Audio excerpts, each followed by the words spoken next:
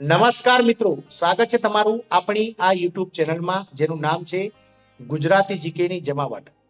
મિત્રો, આજના વિડીયોમાં આપણે વાત કરીશું સરકાર દ્વારા નેશનલ પેન્શન સિસ્ટમ એટલે કે એનપીએસ ના નિયમોમાં મિત્રો 1 ફેબ્રુઆરી 2024 થી ખૂબ જ મોટા પાયે બદલાવ કરવા જઈ રહી છે સરકાર. અને નેશનલ પેન્શન સિસ્ટમ છે તે મિત્રો 1 ફેબ્રુઆરી 2024 થી ઘણા ખરા નિયમો તેમાં બદલાઈ જશે. તો મિત્રો, કયા કયા નિયમો બદલાઈ જશે અને નેશનલ પેન્શન સિસ્ટમ હેઠળ જે કર્મચારીઓ હાલ ભારત સરકાર અને ગુજરાત સરકારમાં કામ કરી રહ્યા છે તેમને મિત્રો તેનાથી શું લાભ થશે, શું નુકસાન થશે, આ તમામ માહિતી આજના વિડીયોમાં આપણે મેળવીશું. તો આપ વિડીયોના અંત સુધી બન્યા રહેશો અને જો ચેનલમાં નવા હોય તો અમારી ચેનલને સબસ્ક્રાઇબ કરીને મિત્રો બાજુમાં રહેલું બેલ આઇકોન દબાવી દેજો અને ઓલ નોટિફિકેશન ઓન કરજો, જેથી કરીને અમારી ચેનલ પર મૂકવામાં આવતા આવા પેન્શનને લગતા સરકારી પરિપત્રો, સરકારી નોકરીના પરિપત્રો, સરકારી ભરતીઓના પરિપત્રો સાથે રિઝલ્ટ્સ અને જનરલ નોલેજના લગતા વિડીયોઝ તમને સરળતાથી અમારી ચેનલ પરથી ઉપલબ્ધ થઈ જાય. તો મિત્રો, નેશનલ પેન્શન સિસ્ટમને લઈને સરકાર દ્વારા ખૂબ જ મોટું અપડેટ આપવામાં આવ્યું છે અને 1 ફેબ્રુઆરીથી મિત્રો જે છે તે એનપીએસ ના નિયમોમાં બદલાવ આવી રહ્યા છે. મિત્રો જાણીએ વિગતવાર મિત્રો. તો નેશનલ ફંડ નિયામક અને વિકાસ સત્તા એટલે કે પીએફઆરડીએ ને નેશનલ પેન્શન સિસ્ટમ જે છે તેના અંતર્ગત એક નવા સુધારા સાથે 1 ફેબ્રુઆરી 2024 થી ભાગ નિકાસીના નિયમોના ફેરફાર કરવામાં આવી રહ્યો છે. મિત્રો, આ નિયમો વિથડ્રોની પ્રક્રિયામાં પરિવર્તન કરી શકે છે અને તેમાં ઘણા બધા ફેરફાર સામેલ છે. જો તમારી પાસે પહેલાથી એક ઘર છે તો તેના માટે એનપીએસ ના નામ પર અમુક ભાગની તમે રકમ છે તે વિથડ્રો કરવાની અનુમતિ કોઈ દિવસની હવે જરૂર નથી.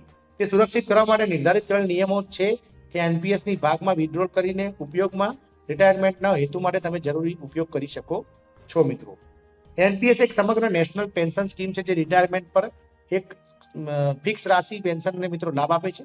સૌથી મોટી કોર્પોરેશન બનવાની તક છે જેનું પ્રમાણ તમારા રોકાણની માત્રા અને સમયની ગુણવત્તા પર રહેવાનું છે. મિત્રો, કડક નિયમોમાં સુધારો. મિત્રો, ગંભીર બીમારીઓના સારવાર માટે સંપૂર્ણ ટેન્યોર થોડા પ્રમાણ માટે 3 વાર એનપીએસ ભાગમાંથી ભાગ નિકાસી કરવાની મંજૂરી આપે છે અને 5 વર્ષ માટે જરૂરી છે.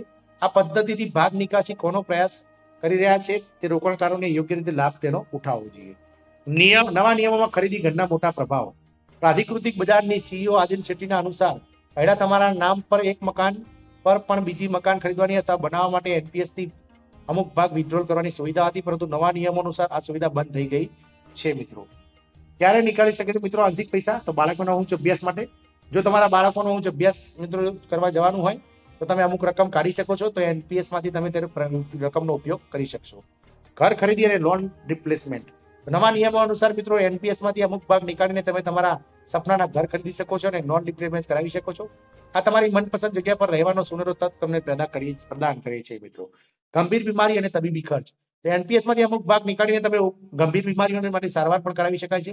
તમે તમારી સ્વાસ્થ્યની દેખરેખ માટે જરૂરી ફંડ્સ તમે જે છે તે એનપીએસ માંથી ઉપાડી અને તમારા પરિવારને તમે સુરક્ષિત રાખી શકો છો. મિત્રો, ઇમરજન્સી માટે. તો મિત્રો, ઇમરજન્સીમાં પણ જે છે તે અમુક પ્રકારની ઇમરજન્સીમાં પણ એનપીએસ માંથી તમને અમુક પૈસા નીકાળી અને તમે તેનો જે છે ખર્ચ કરી અને ત્યારબાદ તમે તમારી રીતે જાતને આત્મનિર્ભર બનાવી શકો છો.